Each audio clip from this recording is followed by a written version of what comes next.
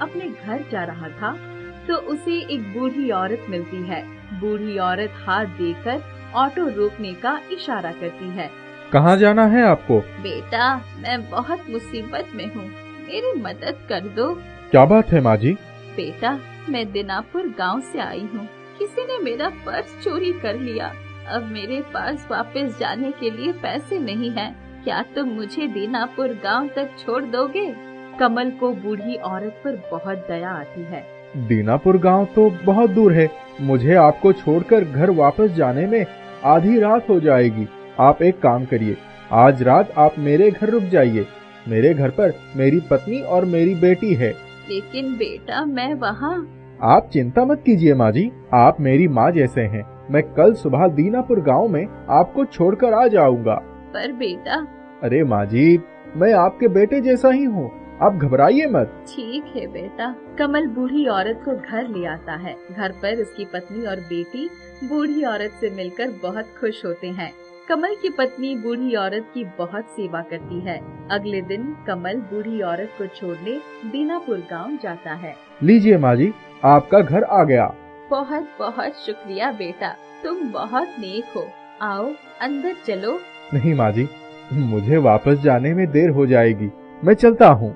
रुको, अपने पैसे तो लेते जाओ। अरे माँ जी, कैसी बातें करती हैं आप? माँ से कोई पैसे लेता है क्या? आप रहने दीजिए।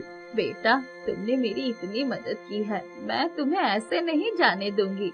तुम मेरे साथ आओ। कमल बूढ़ी औरत के साथ जाता है। बूढ़ी औरत उसे अपने घर के पीछे बने एक बाड़े में ले जाती है।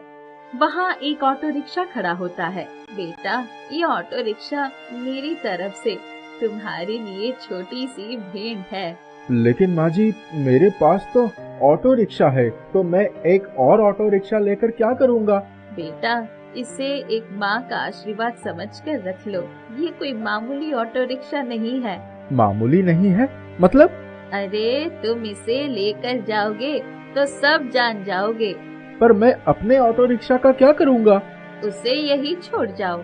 कमल बूढ़ी औरत के कहे अनुसार अपने ऑटो रिक्शा वही छोड़ उनका दिया ऑटो रिक्शा लेके वापस घर की ओर चल पड़ता है। पता नहीं ऐसा क्या खास बात है इस ऑटो रिक्शा में, जो माँ जी कह रही थी ये कोई मामूली ऑटो रिक्शा नहीं है। लगता है कोई खजाना छुपा हुआ है इस ऑटो रिक्शा में। ओहो, आज गर्मी बहुत है, कितनी तेज धूप है।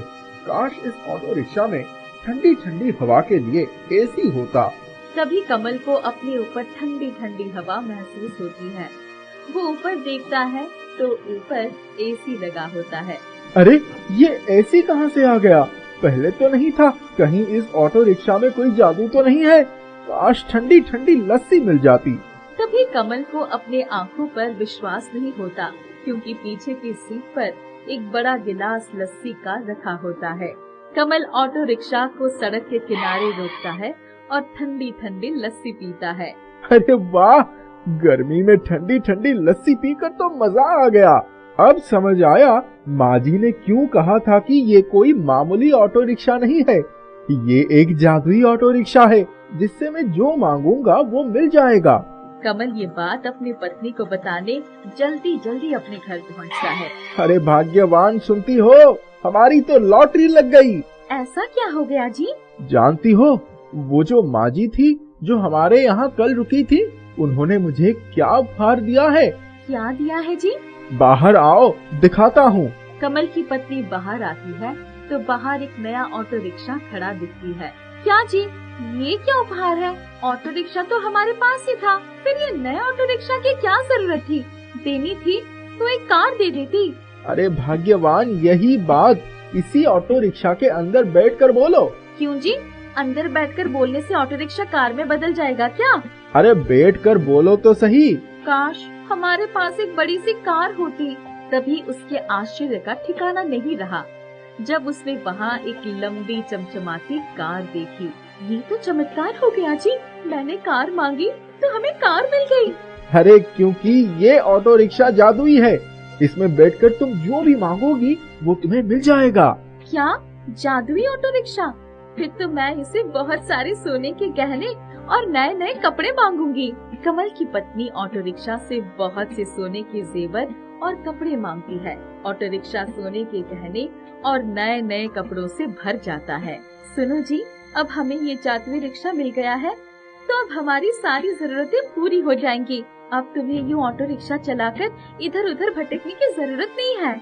तुम सही कह रही हो भाग्यवान, अब मुझे इधर उधर भटकने की कोई जरूरत नहीं है। अब तो हमारे पास सब कुछ होगा, बड़ा घर, गाड़ी, नए नए कपड़े, जूते, सब।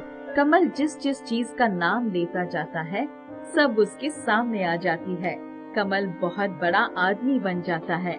एक दिन कमल जब अपने जादुई ऑटो रिक्शा से कुछ मांगता है और उसे वो मिल जाता है, तभी वहाँ उसका एक पड़ोसी विक्रम ये सब देख लेता है। अच्छा, अब समझ आया, ये मामूली ऑटो रिक्शा चलाने वाला इतनी जल्दी इतना अमीर कैसे हो गया। ये सब इस जादुई ऑटो रिक्शा का कमाल है। आज रात जब सब सो जाएंगे, मैं चुपके से इसके जादुई ऑटो रिक्शा को चुरा लूंगा और इसकी जगह एक मामूली ऑटो रिक्शा खड़ा कर दूंगा। रात के समय विक्रम कमल की ऑटो रिक्शा को एक साधारण से ऑटो रिक्शा से बदल देता है। विक्रम ऑटो रिक्शा को बहुत दूर ले जाता है। मुझे एक बड़ी सी कार चाहिए। विक्रम कार का इंतजार करने लगता है, लेकिन कोई कार नहीं आती। अब मुझे एक बड़ी सी कार चाहिए, लेकिन कोई कार नहीं आती। विक्रम ऑटो रिक्शा से कुछ और चीजें भी मांगता है, लेकिन उसे कुछ नहीं मिलता। अरे, ये ऑटो रिक्शा तो एक मामूली सा ऑटो रिक्शा है, इसमें तो कोई जादू वादू नहीं है। तो फिर मैंने जो देखा कमल ऑटो रिक्शा से चीजें मांग रहा था, वो क्या था? तभी उसे ऑटो रिक्शा से आवाज आती है, विक्रम, ये जादुई ऑटो रिक्शा केवल उसी की इच्छाएं पूरी करता है जो ईमानदार हो। तुमने इसे कमल से चुराया है, इसीलिए ये तुम्हारी कोई इच्छा पूरी नहीं करेगा। तुम्हें जो भी चाहिए कमल से बोल दो, और जब वो ऑटो रिक्शा से मांगेगा तो तुम्हें वो चीज जरूर मिलेगी। विक्रम को अपनी गलती का एहसास होता है और वो ऑटो रिक्शा को वापस कमल के घर के बाहर खड़ा कर देता है।